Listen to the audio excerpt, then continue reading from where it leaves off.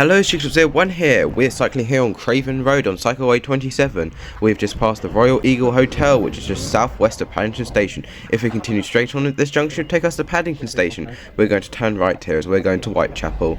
We have our own separate light phase here, which is nice. It allows us to turn right easily into Westbourne Terrace, where we join a segregated cycle lane. And ahead is a cycle gate which allows us to get in front of the traffic. So we're going to go past the first traffic light here as it is green and wait in the cycle gate for the second set. With cycle gates you're guaranteed to get one set of red traffic lights. Once these are green, we're going to head straight on here past Sussex Gardens, coming up to another set of traffic lights. Here we're going to head straight onto Cycleway 3, which was formerly known as Cycle Superhighway 3, which will take us towards Hyde Park. Now ahead is something that really annoys me. People always seem to cross on the red man as seen here. They wait for cars but not for bikes, which just makes biking a lot more stressful as pedestrians can just cross out in front of you and it just makes it a lot more stressful.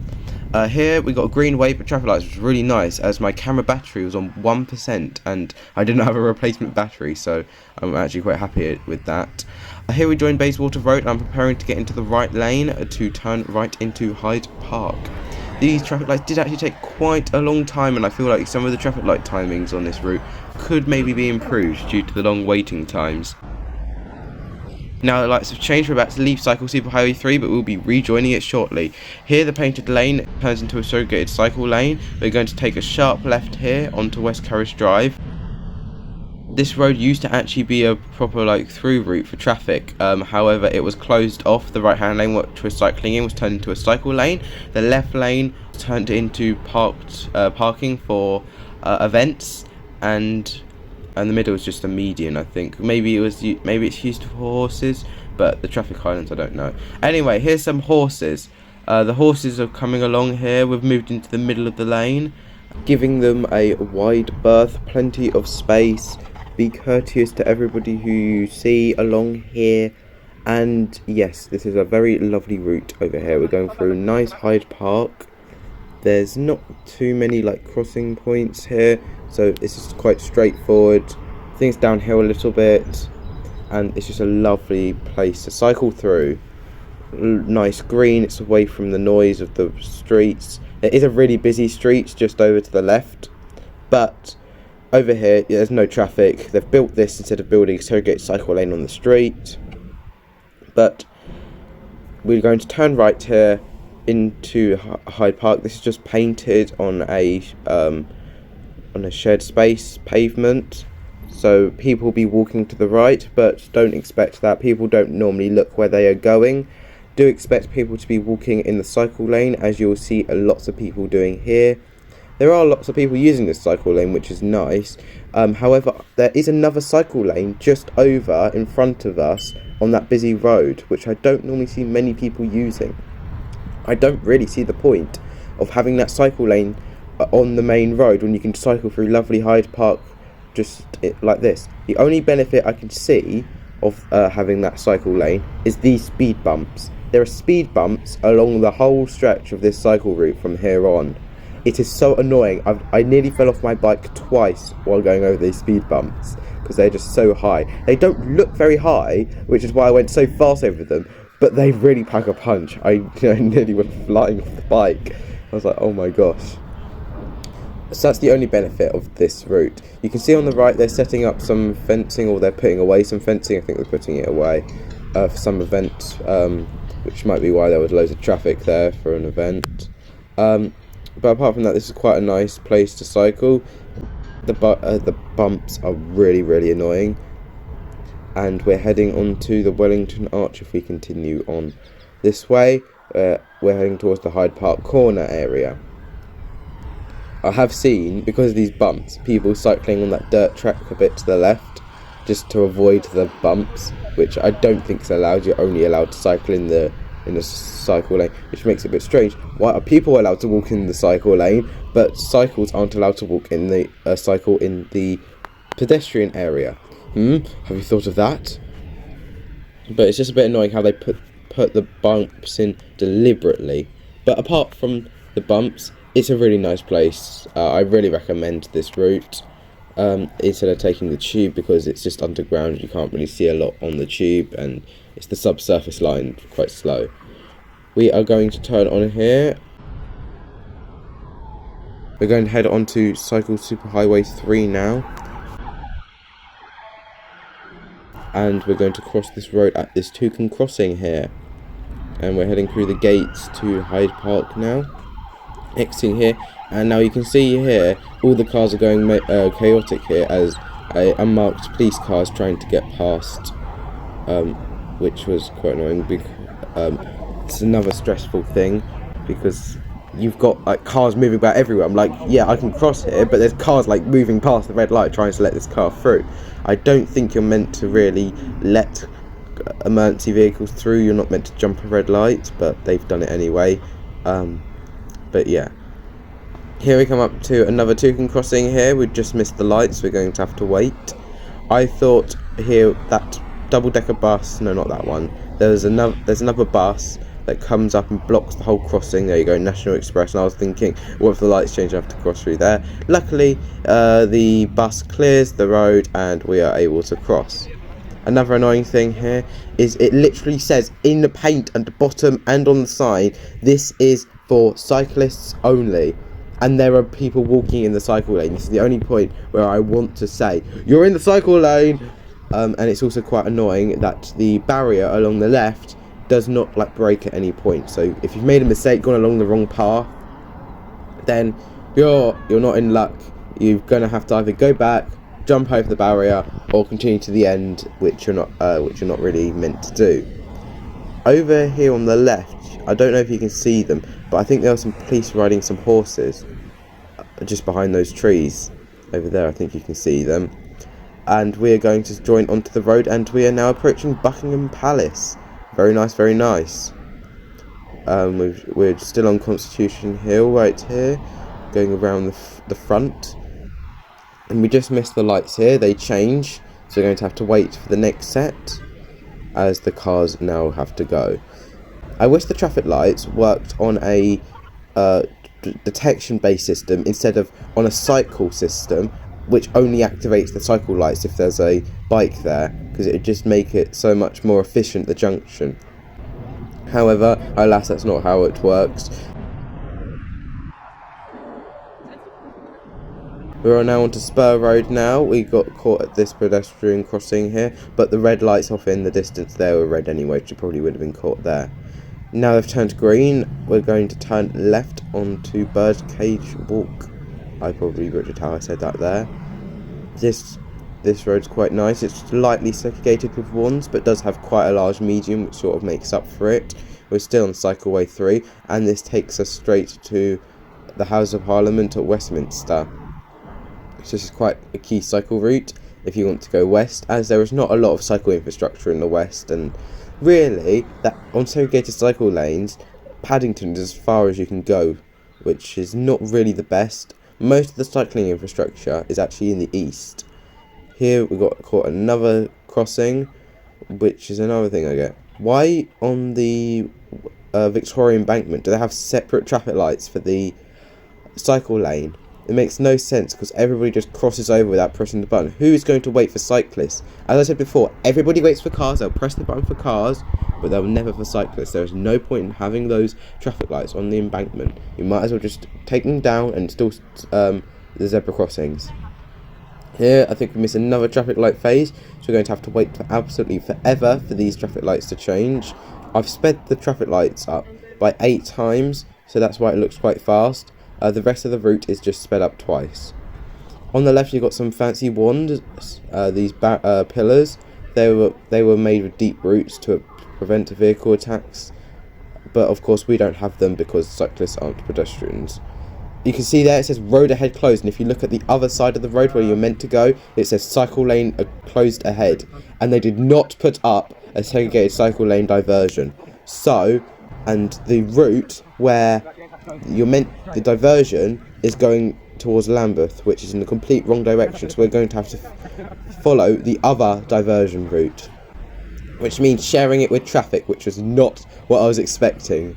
So we're going to have to turn left onto a Parliament Street, on the diversion, which I think is on another cycle route, but I'm not sure. That's because they were like taking down some scaffolding on the Elizabeth Tower, or Big Ben if you prefer to call it. I think we go past Downing Street here actually.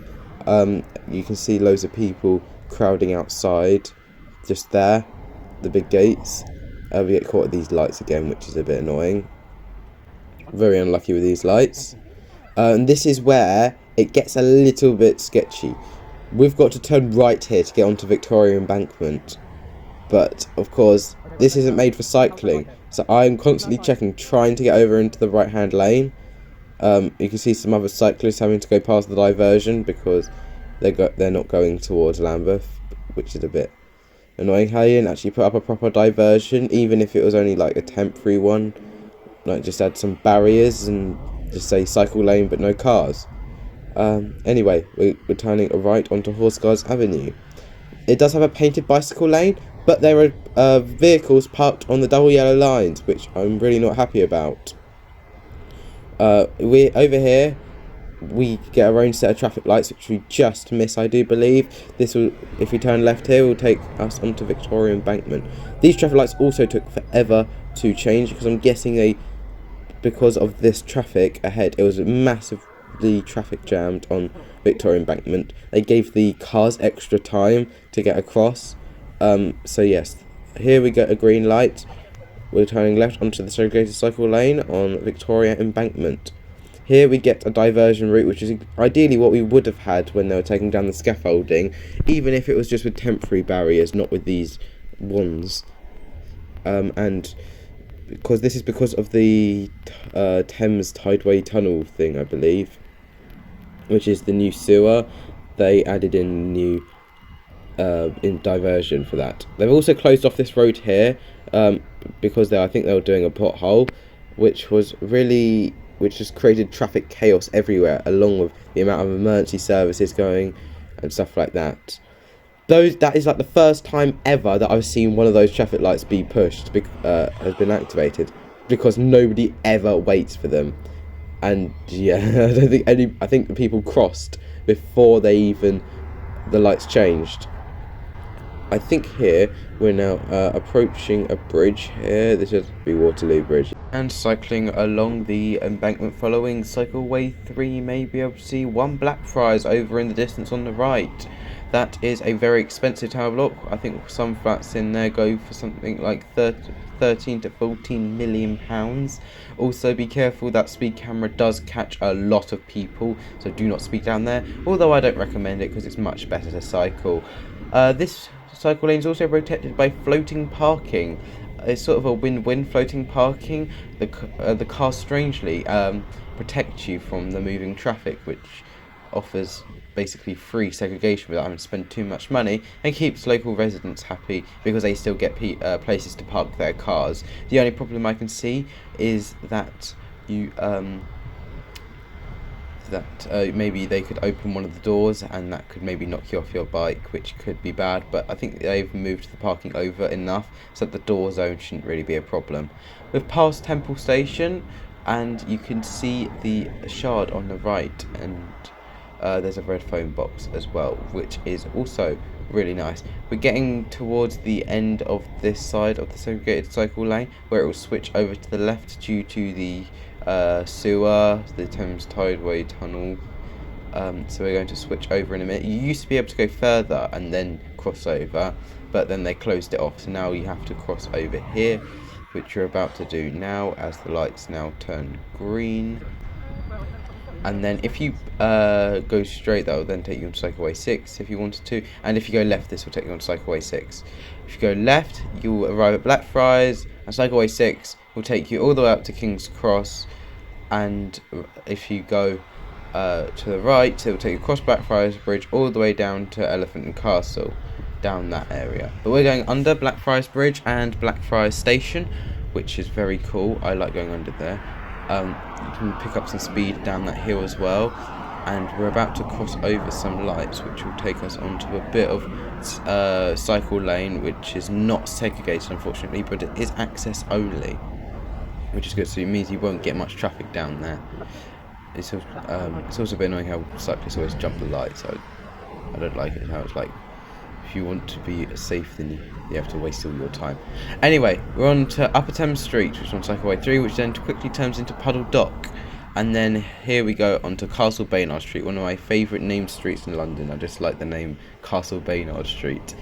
This is the part, you can also see it's wobbling a lot more. That's because the camera stabilisation only really works when it's light. So it's wobbling about a lot more than if we were outside, which also makes it look a lot faster. And well, tunnels always just make the footage look faster anyway. It is a bit leaky at some points, this tunnel, so watch out. You don't want to get wet, especially at this part here. We've now come back out and we're about to rejoin the Upper Thames Street again, back on the segregated cycle lane. As you see, we didn't come to any cars at all as X-axis only, and it was no problem. I really that part is actually quite nice. Sometimes cars do actually get stuck here, they accidentally go down this cycle lane, but it shouldn't be too much of a problem there. Now that you can see, there's loads and loads of ambulances. I do not know what's going on, but there is a lot of emergency vehicles out today. If you're to turn right, which we're meant to do in 2 stages, you can turn onto Sussex Bridge. However, the segregation there is not very good at all, and I would not really recommend doing it. Going along Cycleway 6 at Blackfriars is a lot better than going along Sussex Bridge. I'd really like them to fix that. Anyway, we're coming under Cannon Street Station right here, I do believe, which is another like tunnel. It gets a bit shakier here, but we're not in it for long. And above is one of the pedways, I do believe.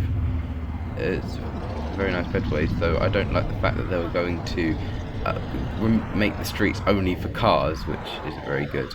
We keep on getting stuck at these lights so much. It's really annoying how we get stuck at every single light. And we're going to go across here. And I do believe this is King William Street, which is London Bridge. You may know it as. And here, I think there's another pedway here. I don't know if the last one was a pedway, it might be. But we're now onto Lower Thames Street.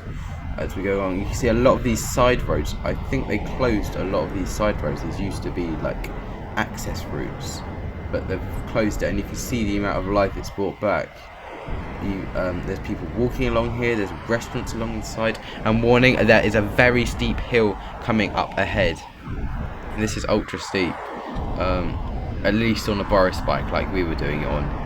You may hear me struggling and dying and trying to get up this hill, and look how slow it goes. It's at 2 times speed, remember? That's how slow it was going, because I just completely ran out of energy.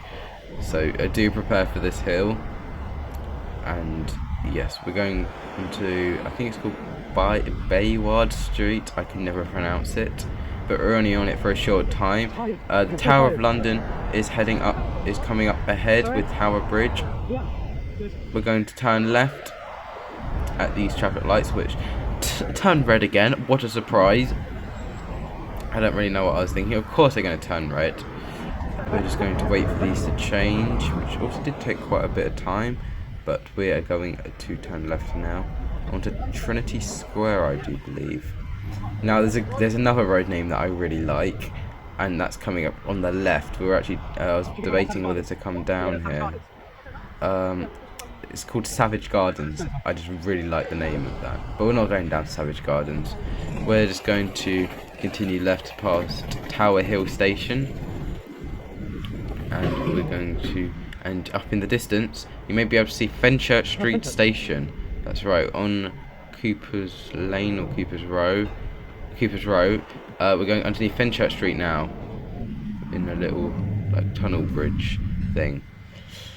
And this bit's not segregated either. It's quite quiet, but there can be some traffic down here. I think last time I came down here there was like a massive lorry, so that wasn't the nicest thing. Here, in the other direction, there is a cycle lane. Our cycle lane starts right here, right at the end. These traffic lights here are actually connected to the pedestrian crossings. I only just noticed that.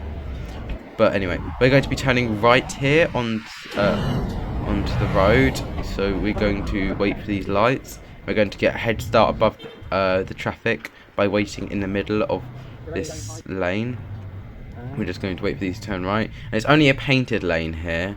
It isn't very good. I'd prefer if they could connect these, but there's probably no point now because they're building a new connection between Cycleway 3 and Cycleway 2 just here at these traffic lights. They're adding in brand new cycle lane here, so that's why they've taken all these traffic lights down. To the left you can see they're adding in a new cycle gate here, which is very nice. It allows the cyclists to be safer, and I don't know if you can see that, but I think they've knocked a lane out for traffic down that road.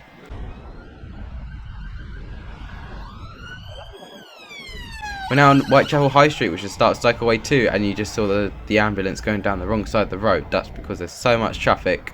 I don't know what is going on in London on this day, but it was quite chaotic with the amount of traffic, cars, and just chaos altogether.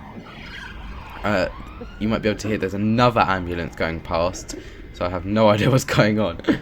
But we're going to continue and stick to Cycleway 2, which used to be called Cycle Superhighway 2, as the labels still show.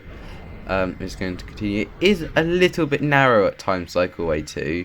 At some points, it's probably not wide enough to overtake, but that's okay. I also really like it here, how you get a head start. Cyclists get a head start compared to the cars, which means nobody can cut you off turning left down that street, which is really nice. Though I wish they put like a cycle symbol on the traffic lights as well, so I didn't have to continually look at the small traffic light. I could just look straight ahead.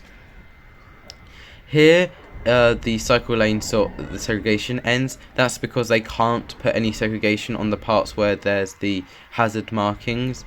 I don't know why that's like a rule, but apparently they can't. So whenever there's a pedestrian crossing and there's those zigzag markings, they can't add segregation, which is a bit unfortunate. And there's also, you can turn left into a lot of these side streets, which is a little bit annoying. That I have to keep on checking on the lane. We managed to just get past these lights, and which is really nice. And I was hoping this car wouldn't pull out, but luckily they didn't. There's a nice bus stop bypass, which means we don't have to overtake any buses, which is really good. And we're coming up to a Whitechapel station now, so we're going to do a two-stage right turn here because I'm not going on the non-segregated part. That's a bit too busy. So we're going to turn right here, and then there's a docking station right at the end of after the two-stage right turn. So we're going to turn right here. Thank you so much for watching, by the way, because this video is about to end. Like, subscribe, and we'll see you in the next video. We're now going to turn right onto New Road, and we're going to wait for the green light, and we're going to go. And yes, that's the end. Now New Road. I'll see you in the next video. Goodbye.